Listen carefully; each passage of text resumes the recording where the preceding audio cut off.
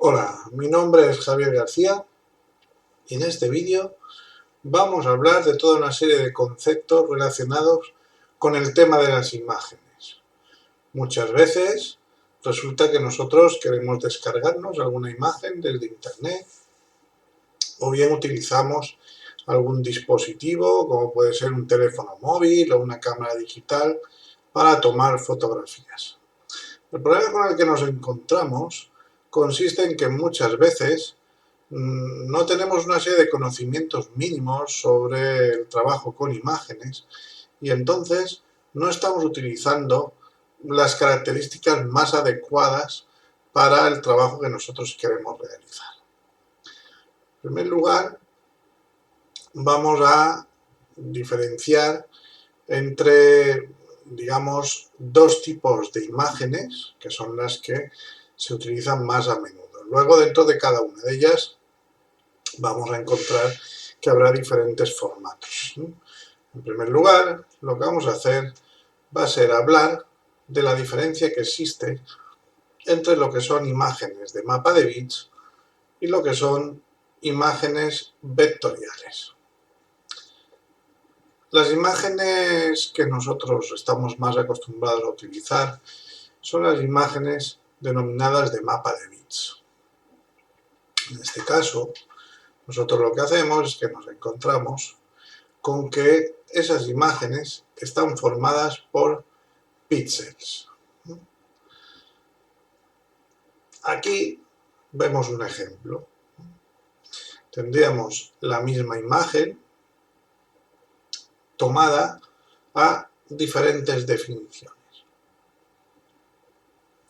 En este caso, vemos que, por ejemplo, lo que se pretende representar aquí sería una fotografía que tendría un tamaño, por ejemplo, de impresión de 1 pulgada. Aquí nos dice, por ejemplo, que a 10 píxeles por pulgada la fotografía se vería de esta forma. ¿Por qué? Porque en esta pulgada la fotografía tendría 120 píxeles por 180. Entonces, al tener que estirar esos píxeles para rellenar ese trozo, pues esos píxeles se verían muy grandes. La misma imagen tomada a una mayor definición, con más píxeles, nos ofrece un mejor resultado. Si nos fijamos con detalle, todavía en ciertos contornos apreciamos esos píxeles. Por ejemplo, aquí, alrededor, vemos que todavía se aprecian un poco. Pero ya la calidad se ve mucho mejor. Después tendremos esta otra fotografía, la que está más a la derecha, la cual se saca al mismo tamaño, pero con un mayor número de píxeles. Eso nos dará una resolución más alta. Existen toda una serie de mitos alrededor del trabajo con imágenes. Muchas veces nos encontramos con que queremos llevar a cabo algún trabajo en el cual vamos a incluir algunas imágenes y resulta que esas fotografías las tomamos a una definición súper alta porque pensamos que así van a salir mejor. Podría ir bien si esas fotografías se tuviesen que imprimir a un tamaño grande. Pero si tenemos que imprimirlas a un tamaño pequeño, es una tontería que le demos tanta definición a las imágenes. ¿Por qué? Porque así lo único que vamos a conseguir serán archivos muy grandes que van a hacer que ese documento que nosotros tenemos que utilizar sea muy malo de gestionar, ¿no? Sean documentos muy pesados y que a veces a la hora de imprimirse nos darán problemas. ¿Cómo podemos, digamos, saber cuál sería el tamaño adecuado que nosotros le debemos dar a una fotografía? ¿Qué relación debe existir entre el tamaño de impresión y la definición que va a tener la fotografía? Normalmente, en los sitios donde vamos a llevar a revelar las fotografías o las van a imprimir, muchas veces tienen dispositivos que trabajan en unas unidades que son pulgadas. En este caso, estaríamos hablando de también píxeles por pulgada. Bien, nosotros, lo de las pulgadas, no solemos tenerlo demasiado por mano. Entonces, el tema viene en que, ¿cómo sé qué resolución debo darle? Bueno, normalmente, cuando nosotros llevamos a revelar unas fotografías de estas que hemos tomado con nuestra cámara digital, nos vamos a una tienda de revelados, muchas veces esas máquinas de revelado tienen una definición de 256 píxeles por pulgada. Eso es una medida que nos puede resultar un valor un poquito extraño. Lo que sí que nos damos cuenta es de que con esa definición, si las fotografías están tomadas a una calidad suficiente, el resultado que se obtiene es muy bueno. Por tanto, no necesitamos darle una mayor cantidad de píxeles. ¿Cómo funcionaría esto? Vamos a ver con un ejemplo que os he preparado. Supongamos que hemos tomado una imagen, una fotografía de mapa de bits. Una imagen de mapa de bits está formada por píxeles. Luego veremos lo que pasa cuando ampliamos esa fotografía. Supongamos que esa fotografía resulta que nosotros la hemos tomado a una definición de 2000 por 3000 píxeles. 2000 por 3000 nos daría un total de 6 millones de píxeles, lo que vendríamos a conocer como megapíxeles. 6 megapíxeles. Un megapíxel es 1.000.000 de píxeles. Esta fotografía, si nosotros la imprimiésemos a un tamaño de 20 por 30, 20 por 30 vendría a ser aproximadamente un tamaño DIN A4. No es exacto, pero casi. Bueno, pues en este caso, esa fotografía se imprimiría bien. Es decir, los 256 píxeles por pulgada que hemos visto antes son prácticamente equivalentes a 100 píxeles por centímetro. ¿Esto qué querrá decir? Que si yo tengo que imprimir una fotografía al tamaño de 20 por 30 y quiero que a la hora de imprimirla salga perfecta, lo que podríamos hacer sería lo siguiente. En este caso, bastaría añadirle 2 ceros a cada una de las medidas que tenemos en centímetros y entonces conseguiríamos, a partir de ahí, saber cuántos píxeles debería de tener nuestra imagen. Si son 20 y quiero una resolución de 100 píxeles por centímetro, multiplico los 20 por 100 y me dan 2000.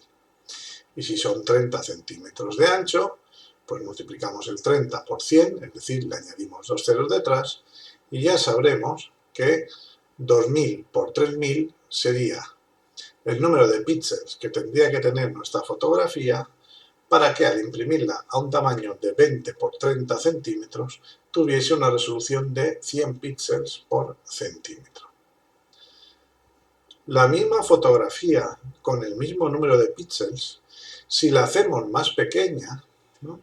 En este caso a 10 por 15, lo he hecho la mitad de ancho y la mitad de alto. Resulta que al tener el mismo número de píxeles, nos vamos a encontrar con lo siguiente, y es que la fotografía va a tener una resolución mayor, en este caso va a tener más definición. Esa mayor definición solo la apreciaríamos si el dispositivo de salida nos permitiese obtenerla. Es decir, ¿qué ocurre si yo llevo a revelar una fotografía de tamaño, la que lleva a tamaño 10 por 15 y esa fotografía tiene esos 6 megapíxeles? Quiere decir que la fotografía va a pesar más. En principio, si la fotografía fuese la misma, debería de pesar aproximadamente 4 veces más, porque vemos que esto sería el tamaño de una, 2, 3 y 4. No sería exactamente así porque también dependerá de otros factores como puede ser el tipo de colores que se utilizan en la fotografía, todo eso, eso también afectará, el formato de archivo que estemos utilizando, etcétera. Pero bueno, vamos a suponer que lo hacemos así. Es decir, la fotografía, en principio, si tiene el mismo número de píxeles, pesaría lo mismo. Lo que ocurre es que si la llevo a revelar, en principio, se supone que deberíamos de obtener una mayor calidad. ¿Qué significa eso? Que a mayor definición, mayor calidad deberíamos de obtener. ¿Ocurriría realmente eso? Seguramente no. ¿Por qué? Porque si hemos dicho que aquel dispositivo de impresión o de revelado tiene una definición que es de 100 píxeles por centímetro, siempre va a tener la misma. Es decir, aunque la fotografía pudiese ofrecer una calidad de hasta 200, como el dispositivo revelado no da más, pues me va a dar 100. Eso quiere decir que mis archivos pesaban 4 veces más de lo que era necesario, porque le hubiera podido dejar la mitad de píxel de ancho y la mitad de alto, hubiese sido 4 veces más pequeño en tamaño físico, lo que ocuparía en mi tarjeta de memoria o en el pendrive, con lo cual me cabrían aproximadamente el cuádruple de fotografías, y el resultado que obtendríamos sería exactamente el mismo. ¿Por qué? Porque la máquina de revelado no es capaz de ofrecernos una mayor definición. Solo podríamos apreciar eso si nosotros tuviésemos una impresora o un dispositivo que nos permitiese obtener esa resolución más alta. Voy a ver si os puedo mostrar un ejemplo. Por aquí vemos, por ejemplo, con esta otra fotografía, que si una imagen la imprimimos a 600 píxeles por pulgada, tendría esta definición, mientras que si la misma imagen la imprimimos a 1200, veríamos que los contornos serían más suaves. Lo que ocurre es que muchas veces no vamos a poder obtener esas definiciones. Entonces, ¿qué es lo que ocurre con estas imágenes? Volvemos al ejemplo anterior. Que en este caso hemos visto que bastará darle a nuestras imágenes, para que salgan una calidad más que suficiente, el número de píxeles, digamos, sería el multiplicar por 100 la anchura y la altura en centímetros. Eso lo convertimos a píxeles y eso nos dará el tamaño adecuado para obtener esas imágenes a una buena calidad a la hora de imprimirse. Bien, otra cosa que tenemos que tener en cuenta es el tipo de imágenes. Aquí he dibujado una curva y aquí hemos colocado una fotografía. En esta fotografía resulta que es una imagen de mapa de bits. Las imágenes de mapas de bits son las que estamos acostumbrados a utilizar habitualmente con nuestra cámara digital. En ese caso, las imágenes están formadas por píxeles, cada píxel tiene un color y todos en conjunto forman la imagen. Si yo ahora voy a ampliar esto, veremos que a la hora de ampliar, contra más grande lo voy haciendo, van a ir apareciendo ya unos píxeles. En esta fotografía nos va a ir bien para ver dos cosas. En este caso ya no me deja ampliar más, pero bueno. Por una parte, nos encontramos con lo que serían los píxeles. Si nos fijamos, por aquí hay unos cuadritos pequeñitos, que cada uno de ellos sería un píxel. Por aquí, por ejemplo, se aprecian más. Cada uno de estos puntitos sería un píxel. No hay que confundirlo con estos otros cuadros más grandes que apreciamos aquí. Estos cuadros que se ven más grandes, cada uno de ellos está formado por una serie de píxeles. Si os fijáis, dentro de cada uno de estos grandes hay otros más pequeños. Entonces, ¿a qué se debe esto? Esto se debe a lo siguiente. Los pequeños son realmente píxeles que conforman esa imagen. Cada uno de ellos será un puntito de un determinado color y todos juntos forman la imagen. Lo otro que nos aparece se nos puede dar en determinadas fotografías. Ha ido bien que haya utilizado esta fotografía porque así os puedo explicar eso otro. Seguramente habréis oído hablar de un formato de imagen muy común, que es el formato JPG.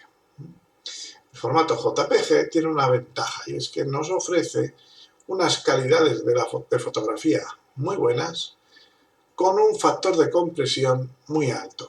¿Eso qué quiere decir?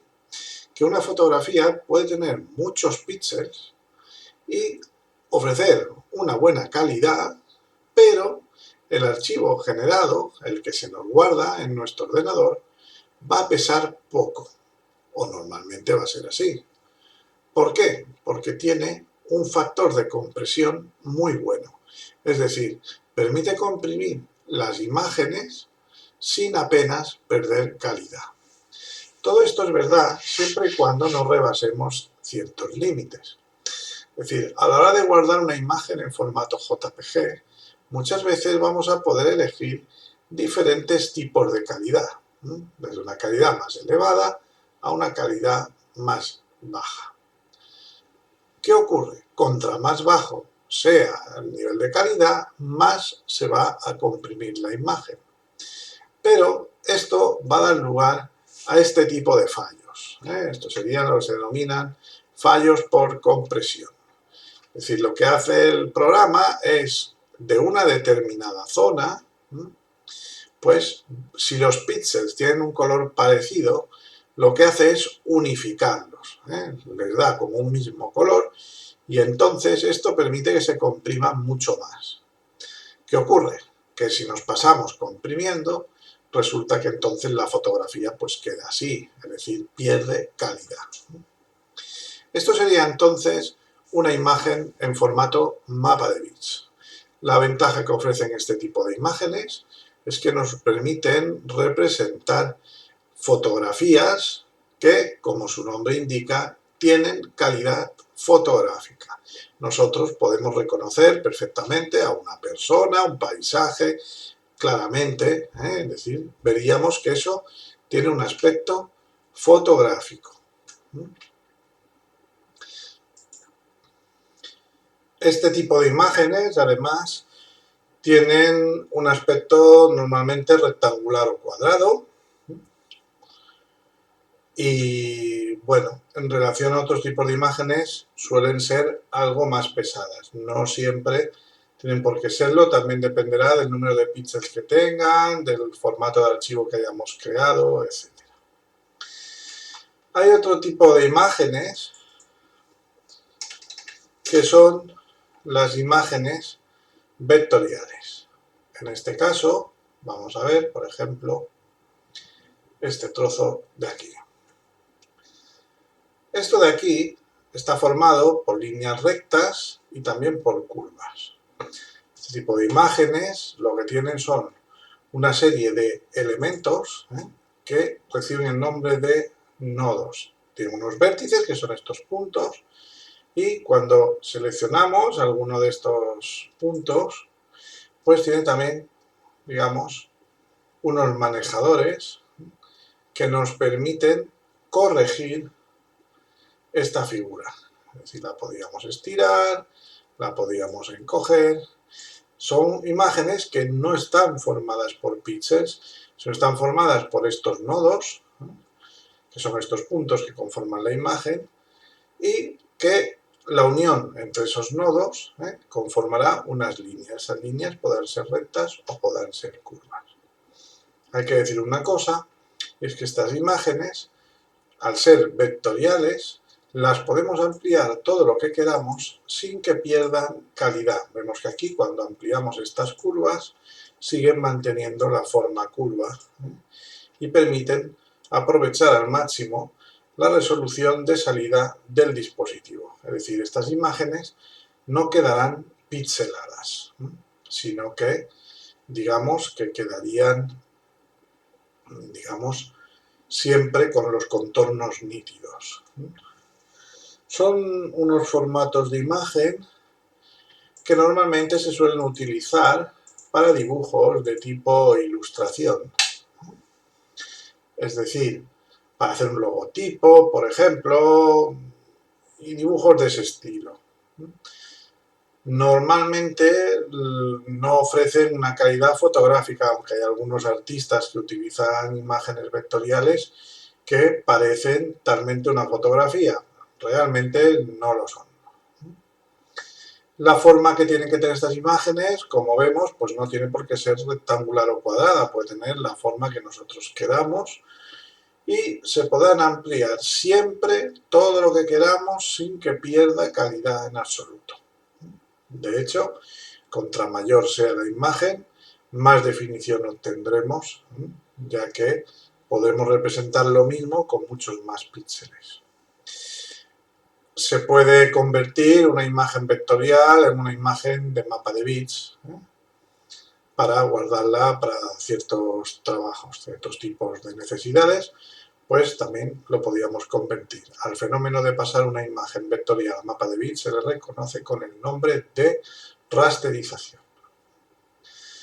Bien, ya hemos visto entonces que podemos tener una cierta relación entre lo que es la resolución y el tamaño de salida y hemos hablado de diferentes formatos de imagen. Vamos a ver ahora cómo podemos obtener esas imágenes desde, por ejemplo, desde Google. Si nosotros vamos a Google,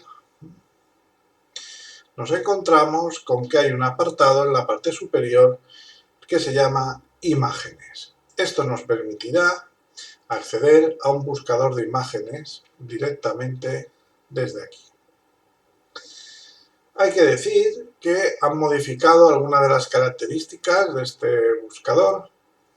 Para mi gusto lo han empeorado, pero en fin, esto son cosas que no podemos controlar. Porque antes nos permitía buscar imágenes de un tamaño exacto. Esto nos iba muy bien para ciertas cosas, pues si buscamos una imagen de un determinado número de píxeles, tanto de ancho como de alto, ya el listado de imágenes que nos ofrecía tenían ese tamaño. Ahora lo han cambiado, no sé el por qué, pero han eliminado esa opción y se pueden buscar imágenes de un tamaño parecido o mayores que un determinado tamaño, pero hay que hacerlo desde otro lugar. Vamos a ver un poco cómo funciona la búsqueda de imágenes. En primer lugar tenemos esta casilla de aquí, en la que podíamos escribir. Es decir, por ejemplo, si yo busco una foto de un coche deportivo, aquí ya me hace sugerencia, pues pongo coche deportivo y ya nos va a mostrar una serie de fotografías. Por aquí abajo tendremos más y si seleccionamos alguna de ellas, si al hacer clic sobre una de ellas, lo que haremos será que visualizaremos esa fotografía en el lateral y aquí ya nos mostrará su tamaño. Esta es una de las cosas que han cambiado, que antes ya lo veíamos directamente aquí y ahora aquí en este caso vemos que al pasar por la fotografía directamente no nos pone su tamaño, sino que hasta que no la seleccionamos, aquí vemos por ejemplo esta otra que cuando paso por encima es de 480 por 270 píxeles. En base a lo que hemos visto antes, si yo tuviese, por ejemplo, esta fotografía, si la tuviésemos que imprimir, hemos visto que esta tiene 900 por 600 píxeles, lo cual quiere decir que esta fotografía se imprimiría perfectamente bien a 9 centímetros por 6 centímetros, siguiendo esa regla que hemos comentado en la primera parte del vídeo. Puede pasar que queramos obtener fotografías que cumplan con otras características.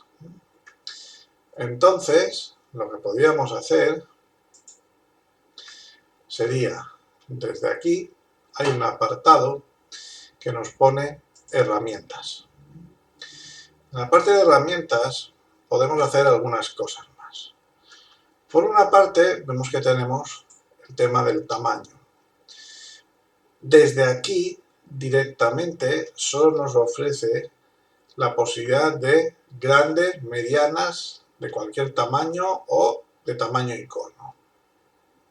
Si yo elijo fotografías grandes, me va a mostrar fotografías que en principio van a tener unos tamaños superiores a lo mejor a los que hemos visto antes. Por ejemplo, si elijo esta, veo que ya tiene 1200 por 704.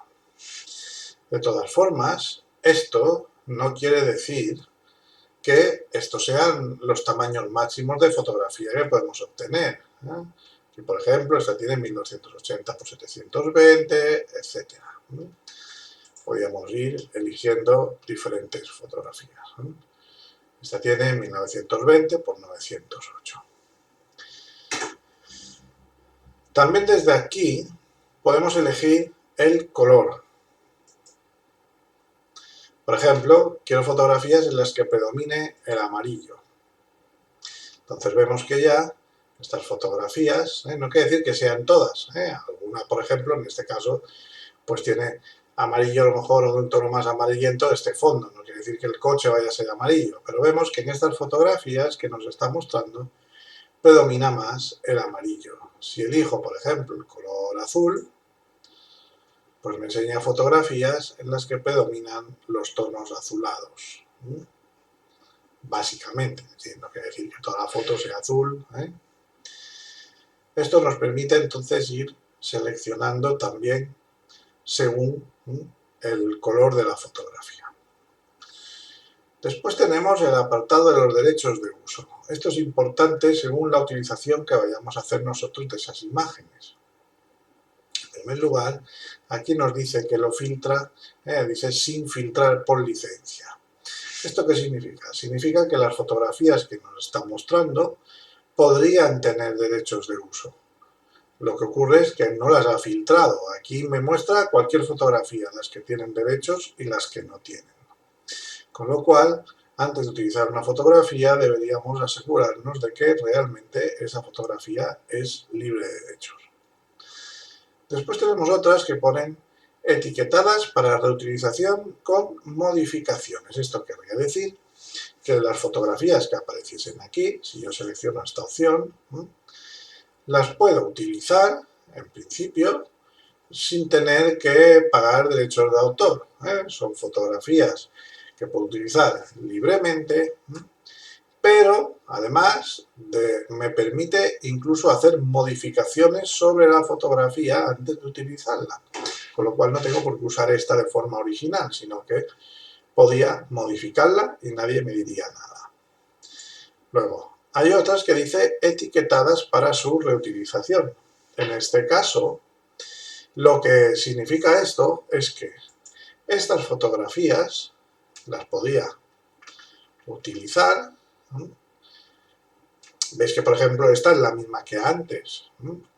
Dentro de las que dice para su reutilización, puede ser que también me salgan algunas que puedo modificar.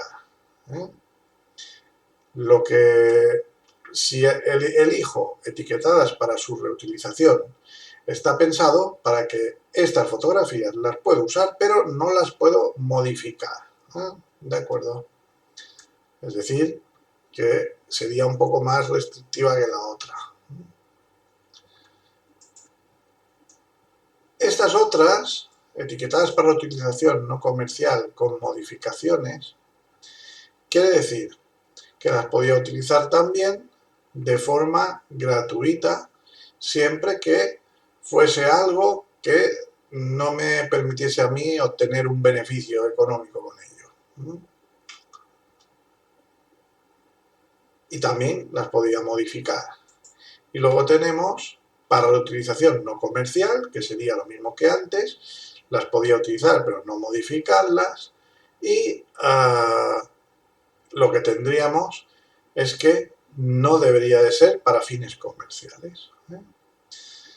Supongamos que le pongo sin filtrar por licencia, entonces aquí me pone cualquier fotografía y cuidado, que podía tener derechos de autor. Después tenemos por tipo. que nos dice, por ejemplo, cualquier tipo y nos enseña pues cualquier tipo de fotografía. Tenemos también imágenes prediseñadas. Las imágenes prediseñadas son más tipo dibujo. Vemos la diferencia. En este caso son más como una especie de dibujo, más que una fotografía muchas veces. Después tendríamos dibujos lineales.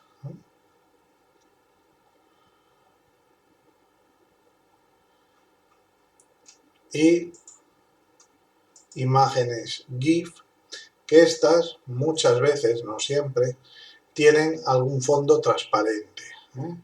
Las imágenes en formato GIF se suelen utilizar muchas veces cuando queremos que sea una imagen de mapa de bits, pero que tenga un fondo transparente, de manera que podamos insertar esa imagen sobre otra y no nos quede rectangular, sino que tenga una determinada forma, la del contorno de la figura. Entonces ya tenemos aquí esto. Habíamos comentado antes el tema del tamaño. Supongamos que yo quiero una fotografía que sea más grande. En este caso tendríamos que ir aquí donde pone búsqueda avanzada, que está por aquí. No, perdón. Búsqueda segura. Un momento. Si quisiéramos hacer una búsqueda más compleja, iríamos aquí a ajustes. En la parte de arriba donde dice ajustes. Y aquí encontramos el apartado búsqueda avanzada. Aquí sí que lo que podríamos hacer es, por ejemplo, donde nos pone el tamaño de la imagen, en vez de elegir cualquier tamaño, nos da más posibilidades. Por ejemplo, decir, pues busco fotografías de más de 6 megapíxeles. Entonces, cuando le damos aquí a búsqueda avanzada, vemos que ya nos aparecen otras fotografías y estas fotografías, si yo las selecciono, por ejemplo, pues vemos que ya tienen un tamaño mayor, en este caso 4008 por 2267 píxeles. Una cosa que es muy importante a la hora de guardar alguna fotografía que hayamos obtenido desde Google, y es que no hagamos, a la hora de guardar, no hagamos clic con el botón derecho sobre esta fotografía pequeña. Porque esto lo que hace es que cuando nosotros le damos a estas fotografías que aparecen aquí en pequeño, nos da una opción que dice guardar imagen como. Si guardamos esta, realmente no estoy guardando la imagen original, sino que lo que estaríamos guardando sería una previsualización en miniatura, que tendría un tamaño muy pequeño y que cuando la colocásemos sobre nuestro documento, a la hora de imprimirlo saldría mal. Lo que tendríamos que hacer para guardar la fotografía sería, si yo por ejemplo quiero guardar esta, hago clic sobre la foto y luego me sitúo sobre la imagen que aparece en la zona derecha. Aquí pueden pasar varias cosas. Cuando pulsamos el botón derecho encima, elegiremos la opción que dice guardar imagen como. Y se nos abrirá una ventana. Entonces, en este caso, nos damos cuenta de que aquí nos pone, por ejemplo, un nombre que dice Mejores Coches de 2019, algo así. Vale. Esto, si sale así, es que se nos va a guardar bien. La fotografía tendría el tamaño original y se guardaría de forma correcta. Cuidado, si aquí vemos que en esta ventana nos pone descarga o pone download, seguramente no se nos va a guardar bien la imagen. Entonces lo que tendríamos que hacer sería lo siguiente. Cuando tuviésemos la fotografía aquí a la vista, haríamos un clic encima de la foto con el botón izquierdo y ahí seguramente ya nos aparecerá la fotografía al tamaño real. Y esa sería la que guardaríamos. De todas formas, si lo podemos hacer, como os he dicho antes, simplemente pulsando el botón derecho encima, es mucho más cómodo. Ya no es necesario acceder a la página. Si aún haciendo clic aquí no se abriese bien la fotografía, podéis hacer clic en el enlace que os llevaría a la web en la que se encuentra esa imagen y a partir de ahí pues ya podríais tenerla almacenada en vuestro equipo. Y de momento nada más, ya iremos viendo más cosas en vídeos sucesivos.